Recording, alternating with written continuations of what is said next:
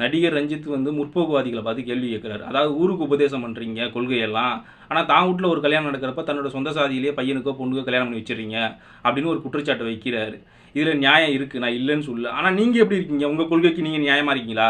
அதாவது சாதி மாதிரி திருமணம் பண்ணக்கூடாது அப்படின்னு ஊருக்கு நீங்கள் உபதேசம் பண்ணுறீங்க. ஆனால் நீங்கள் என்ன செய்கிறீங்க? உங்கள் லைஃப்பில் வேறு சாதி பொண்ணை கல்யாணம் பண்ணிக்கிறீங்க, அந்த பொண்ணையும் டைவர்ஸ் பண்ணிவிட்டு அடுத்து இன்னொரு பொண்ணை கல்யாணம் பண்ணுறீங்க, அப்புறம் திரும்பி பழைய மனைவி கூட சேர்ந்து வாழ்கிறீங்க. இது எப்படி நியாயமாக இருக்கும்? நாடக காதல் செய்கிறதுலாம் நீங்கள், ஆனால் இங்கே என்ன செய்றீங்க? தலித் இளைஞர்கள் தான் நாடக காதல் செய்கிறாங்கன்னு ஒரு பரப்புரை பண்ணுறீங்க. இது என்ன லாஜிக், என்ன நியாயம் இருக்குதுல்ல? இருட்டு கல்யாணம் பண்ணுறதுக்கு வந்து ஒரு அமைப்பு வந்து ஒரு அலுவலகத்தை திறந்து வச்சுட்டு உட்காந்துருக்கு அப்படின்னு ஒரு குற்றச்சாட்டு வைக்கிறார். அதாவது இப்போ நடந்ததில் கம்யூனிஸ்ட் கட்சி அலுவலகத்தில் அதை தான் பேஸ் பண்ணி பேசுகிறார் அண்ணா. தான் விரும்பின பையனை காதல் திருமணம் பண்ண பொண்ணை பிரித்து கொண்டு போய் இன்னொரு பையன் கூட சேர்த்து வைக்கிறீங்களே, இதுக்கு பேர் தான் புரோக்கர் வேலை. பார்த்துங்க, இந்த புரோக்கர் வேலை செய்கிறதுக்கு ஒரு அமைப்பு, ஒரு கட்டமைப்பை நீங்கள் உருவாக்குறீங்க தமிழ்நாடு முழுக்க. அதுவே அவங்கள சேர்த்து வைக்கிறதுக்கு ஒரு கட்டமைப்பை உருவாக்கக்கூடாது. உருவாக்குனா வந்து நீங்கள் புரோக்கர் வேலை பார்க்குறீங்க, திருட்டு கல்யாணம் பண்ணி வைக்கிறீங்கன்னு ஒரு குற்றச்சாட்டு வைக்கிறீங்க. என்ன லாஜிக் இது? ஒரு கார் காணா போயிட்டா போய் கம்ப்ளைண்ட் கொடுக்குறாங்க, ஒரு மொபைல் காணா போயிட்டா போய் கம்ப்ளைண்ட் கொடுக்குறாங்க, ஒரு செருப்பு காணா போயிட்டா கம்ப்ளைண்ட் கொடுக்குறாங்க. அது மாதிரி எங்கள் பொண்ணை வந்து கடத்திட்டு போனால் கம்ப்ளைண்ட் கொடுக்கக்கூடாதா? அது கேட்கக்கூடாதா அப்படின்னு கேள்வி கேட்குறாரு. முதல்ல ஒரு உயிர் இல்லாத பொருளும் ஒரு உயிர் உள்ள பொண்ணும் ஒன்றா உனக்கு?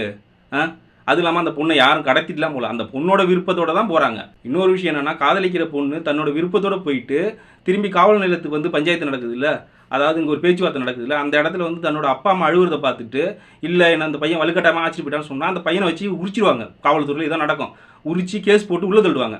அந்த இடத்துல அவங்களுக்கு எந்த பிரச்சனையும் கிடையாது. அதாவது காவல் நிலையத்தில் வந்து பொண்ணுக்கு வந்து மாறுறாங்கல்ல, இந்த பையன் என்னை வலுக்கட்டாமல் இழுத்துட்டு போயிட்டான் அப்படின்னு சொல்லுவாங்க, ஒரு ஸ்டேட்மெண்ட் கொடுப்பாங்க. அது ஏன் கொடுக்குறான்னு வச்சுக்கலாம், அப்பா அம்மா அழுகுறதை பார்த்துட்டு பெரட்டிடுவாங்க அவங்க. அப்படியே அப்போலாம் அவங்களுக்கு சந்தோஷமாக இருக்கும். இந்த பொண்ணுங்க ஸ்ட்ராங்காக இருக்குது பாருங்கள், எந்தெந்த இடத்துலாம் இருக்கோ அப்போ அவங்களுக்கு வைத்தறிச்சல் கண்டுரும். ஐயோ பொண்ணுங்கள்லாம் நம்மளை மீறி போகுது அப்படிங்கிற ஒரு எல்லை மீறி போகுதுங்கிற ஒரு வைத்தறிச்சல் இருக்குல்ல, அதனால தான் அப்படி பேசி வைக்கிறார் இந்த ஆள். நாங்கள் வந்து பொங்கல் கொண்டாடுறோம், அதாவது மாட்டுக்கு ஒரு விழா எடுக்கிறோம், அப்படி இருக்கிறப்ப நாங்கள் ஏன் வந்து மாடை வணங்கக்கூடாது அப்படின்னு ஒரு கேள்வி கேட்குறாரு. இங்கே யாரும் வணங்க வேணாம்னு சொல்லலை, நீங்கள் மாட்டை வணங்கிக்கிங்க, இல்லை மாட்டு மூத்திரத்தை குடிங்க, இல்லை மாட்டு சாணியை நீங்கள் தின்னுங்க, அது பிரச்சனை கிடையாதுங்க. நீங்கள் எங்களை மாட்டை வணங்க சொல்கிறது தப்பு, அப்புறம் நீங்கள் மாட்டுக்கறி திங்கிவிடான்னு சொல்கிறீங்களா, அதுதான் தப்புங்கிறோம்.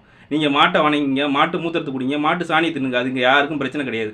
இப்போ இங்கே மாடு பிரச்சனை எதுவும் நடக்கலை. ஏன் இது பேசுதுன்னா, இதோட படம் ரிலீஸ் ஆகுதான், அதுக்கு வந்து வலதுசாரி பக்கத்துலாம் நமக்கு ஆதரவு திரட்டிக்கணும். சாதியவாதி மதவாதிலாம் இருக்காங்களா, அவங்க பக்கத்தில் நம்ம ஒரு ஆதரவு திரட்டலாம். பார்த்துங்க, இப்போ இந்த ஸ்டேட்மெண்ட்டை சொன்னால் நம்ம ஒரு வலதுசாரி தான் அப்படின்னு சொன்னால் நமக்கு ஒரு ஆதரவு கிடைக்கும். அது மேலே படம் ஓடும். படம் நல்லா ஓடணும்னா நீ கமர்ஷியலாக நல்லா எடுத்து வச்சுக்கணும், அப்போ தான் படம் ஓடும்.